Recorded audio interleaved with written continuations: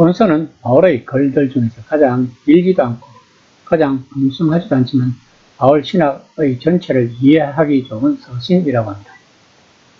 독자들은 본서를 통해 초기 그리스도인들이 성찰했던 여러 주제, 곧 하나님, 세상, 예수, 교회, 구원의 방편, 그리스도인의 행동, 결혼과 가정, 영적 정투 등에 대하여 알 수 있는 자료를 얻을 수 있을 것입니다. 그러므로 다른 바울의 서신을 읽은 뒤에 에베소서를 접하는 독자는 바울의 사상이 일관되게 조화를 이룬다는 것을 알 수 있을 것입니다. 에베소서에 대한 의문점이 두 가지가 있다고 합니다. 첫째, 이 편지는 정말 바울이 직접 썼는가 하는 것입니다. 신학자들은 바울이 직접 기록했다고 하는 진정선신을 로마서, 고린도 전후서, 갈라디아서, 데살로니가전서, 빌립보서, 빌레몬서로 생각한다고 합니다. 그러면 에베소서는 저자가 바울인지 확실하지 않다고 주장하고 있는 것입니다. 왜냐하면 에베소서의 일부가 바울의 다른 서신들처럼 속사포같이 쏟아내는 길거리 논쟁 스타일이 아니라 상당히 격식을 갖춘 문체로 쓰인 것이기 때문입니다. 그러므로 일부 신학자들은 자신들이 이해한 로마서와 갈라디아서에 기초하는 바울의 신학의 관점에서 보면 같은 사람이 썼을 리 없다고 생각한다는 것입니다. 또 다른 학자들은 타협적 입장에서 실제로 바울이 그 편지를 직접 쓰지는 않았고 거의 감독하여 어떤 조력자가 썼을 것이라고 주장한다고 합니다. 그리고 바울이 직접 기록했다고 주장하는 신학자들은 바울의 사상을 제대로 이해하면 에베소서에서 바울의 다른 서신들의 말하는 바를 일관되게 주장하고 있다고 말하고 있습니다. 둘째, 실제로 이 편지는 누구에게 쓴 것인가 하는 것입니다.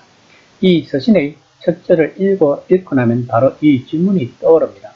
우리가 가지고 있는 바울 서신 사본 중 가장 좋고 가장 초기에 글신 3개의 사본, 즉 4세기 사본들에는 에베소라는 단어가 빠져있기 때문입니다. 이를 설명하기 위해 온갖 이론이 나왔다고 합니다. 그 중에서 가장 합리적인 이론은 이 서신은 원래 에베소 지역의 여러 교회에 보낸 회람 서신이었다는 것입니다. 바울은 감옥에 있는 동안 이 서신을 썼고 이곳저곳에서 이 서신을 돌려 읽었다는 것입니다. 바울은 여러 면에서 에베소서 아주 흡사한 골로새서에서 라오디게아 교회에 보낸 편지가 골로새에 있는 이들에게 전달될 것이라고 말합니다.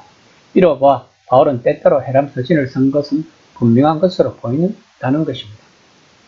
바울 서신은 대개 서두에서 인사를 한 다음에 그가 그 교회를 생각하며 어떤 기도를 드리는지 말하는 것으로 시작됩니다. 그런데 이 서신에서는 그 내용이 1장 후반부에 나옵니다. 이 서신의 가장 중요한 첫머리는 하나님을 향한 감사와 찬양이 담긴 꽤 격식을 갖춘 긴 기도가 차지하고 있습니다. 이 서두의 기도는 3절부터 14절까지 쭉 계속됩니다. 바울은 자신이 기도하는 구체적 내용을 말하기 전에 그리스도인들이 어떤 맥락에서 기도와 묵상과 권면을 해야 하는지 분명하게 보여주고 있습니다. 그것은 바로 우리에게 아낌없이 사랑을 부어주신 하나님을 예배하고 찬양하는 것입니다.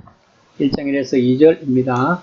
하나님의 뜻으로 말미암아 그리스도 예수의 사도된 바울은 에베소서에 있는 성도들과 그리스도 예수 안에 있는 신실한 자들에게 편지하노니 하나님 우리 아버지와 주 예수 그리스도로부터 은혜와 평강이 너희에게 있을지어다. 바울은 자신의 서신서에서 끊임없이 반복해서 말하고 있는 것은 우리의 기쁨의 예배를 받으시기에 합당한 참 하나님은 왕이시며 메시아이신 주 예수님의 아버지이시라는 것입니다.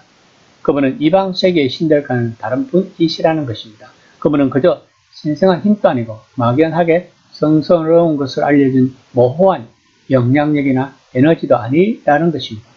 그분은 세상을 만드시고 지금 예수님 안에서 예수님을 통하여 자신을 드러내고 계시는 하나님이시라고 바울은 말하고 있는 것입니다. 이처럼 바울은 예수님 없이 하나님에 대하여 설명하는 것은 완전하지 않다는 것을 서신서를 통해서 말하고 있습니다. 1장 3절입니다. 찬송하리로다. 하나님 곧 우리 주 예수 그리스도의 아버지께서 그리스도 안에서 하늘에 속한 모든 신령한 복을 우리에게 주시되, 바울은 하나님이 그리스도 안에서 우리를 위해 일하신다고 본문에서 말하고 있습니다. 바울은 그리스도 왕, 메시아라는 단어를 그대로 사용하고 있습니다.